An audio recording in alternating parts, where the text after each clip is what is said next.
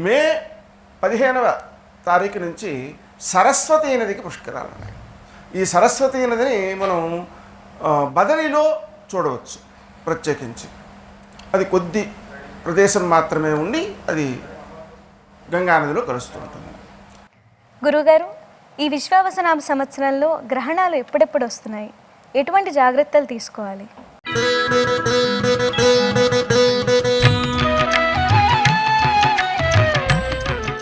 ఈ సంవత్సరం సెప్టెంబర్ 7వ తారీఖున సంపూర్ణ చంద్రగ్రహణం ఉంది. ఈ గ్రహణానికి సంబంధించి కర్కాటక, వృశ్చిక, కుంభ, మీన రాశుల వారు దానాలు అంటే సూర్యబింబం, నాగబింబం సువర్ణంతోను, చంద్రబింబం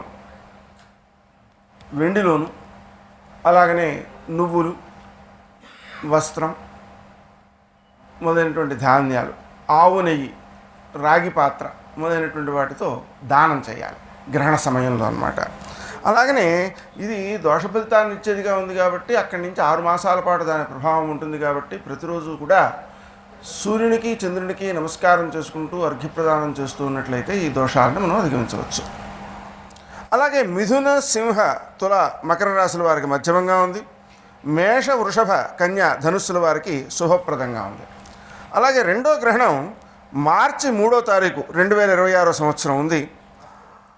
ఆ రోజున ఉన్నటువంటి చంద్రగ్రహణం అది కూడా దానివల్ల వచ్చేటువంటి ఫలితాలను గమనించినప్పుడు సింహ, కన్య, మకర, వృషభ రాశుల వారికి అధమ ఫలితం ఉంది కాబట్టి వీరు సూర్యబింబాన్ని, నాగబింబాన్ని స్వర్ణంతోనూ, అలాగే చంద్రబింబాన్ని వెండితోనూ, అలాగే రాగి పాత్ర, ఆవు నెయ్యి, వస్త్రము, నువ్వులు మొదలైనటువంటి పదార్థాలని దానం చేయాలి.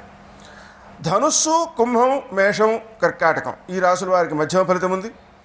తుల, వృశ్చికము, మీనము అనేటువంటి 3 రాశుల వారికి శుభ ఫలితం ఉంది కాబట్టి దోషప్రదంగా లేదు. గురుగారు, ఈ సంవత్సరం మూఢాలు ఎప్పుడున్నాయి?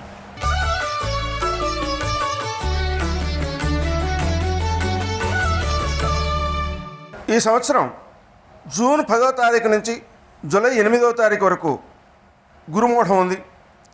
అలాగే డిసెంబర్ 8వ తారీఖు నుంచి ఫిబ్రవరి 6వ తారీఖు వరకు శుక్ర